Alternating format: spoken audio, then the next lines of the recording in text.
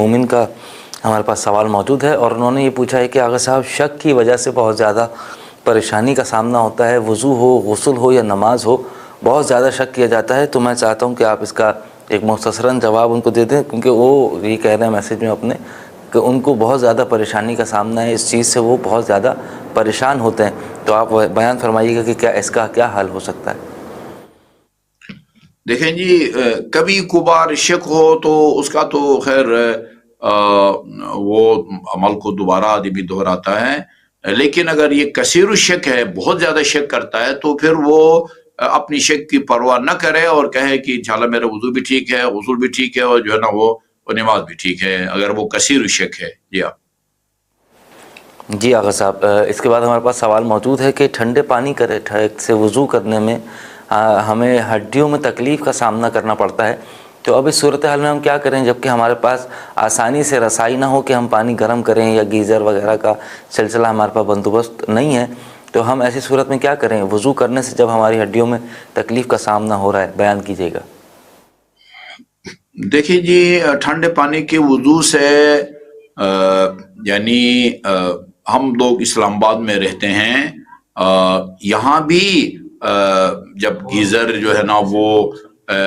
خراب ہے، گیس نہیں ہے، اور بالکل ٹھنڈے پانی سے وضو کرنا پڑے تو یقیناً ٹھنڈ محسوس ہوتی ہے، اور ایسا لگتا ہے کہ یہ جو ہے نا وہ ٹھنڈک جو ہے نا وہ ہڈیوں تک پہنچ گئی ہے، لیکن وضو کے فوراً بعد جو ہے نا آپ ان کو گرم کرتے ہیں، کوئی آگ سیکتے ہیں، اس کے نتیجے میں پھر کوئی یعنی ٹھنڈے پانی سے وضو سے لگتا تو ہے کہ ہڈی تک اس کا اثر چلا گیا ہے، لیکن بندہ بیمار نہیں ہو جاتا۔ تو اگر بیماری کا خطرہ نہیں ہے تو سردی کو برداشت کر لے،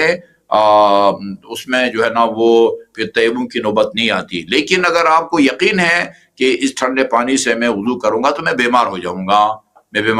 گا، اور وہ بے شک وہ آپ کے ہڈی تک نہ پہنچے، لیکن ٹھنڈے پانی کے سے وضو سے آپ کے بیمار ہونے کا خطرہ ہے، پھر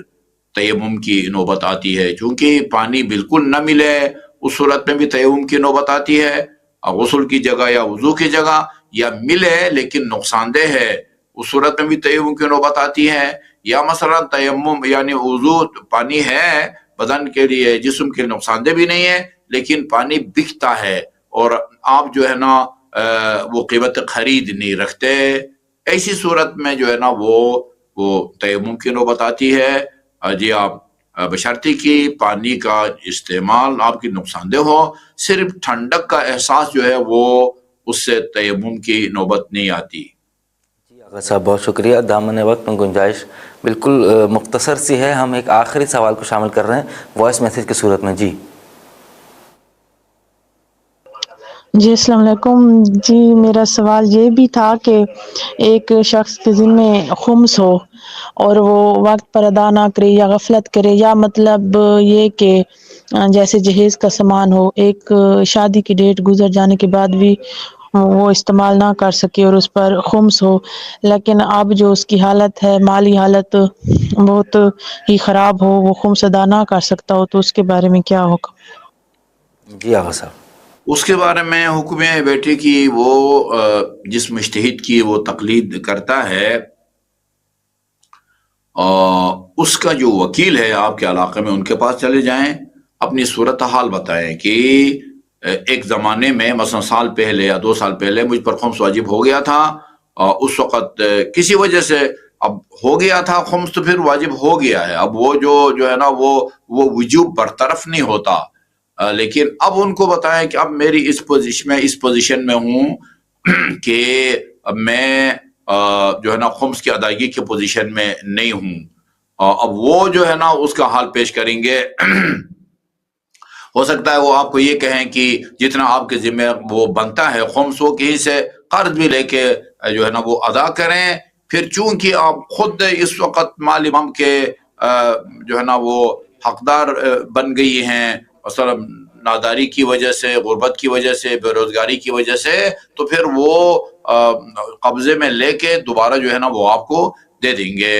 غرض یہ کہ آپ کی اس مشکل کا حل جو ہے وہ آپ کے علاقے میں آپ کے جو مجتہد ہیں ان کے با اختیار وکیل کے پاس ہے، اس کے پاس جائیں گے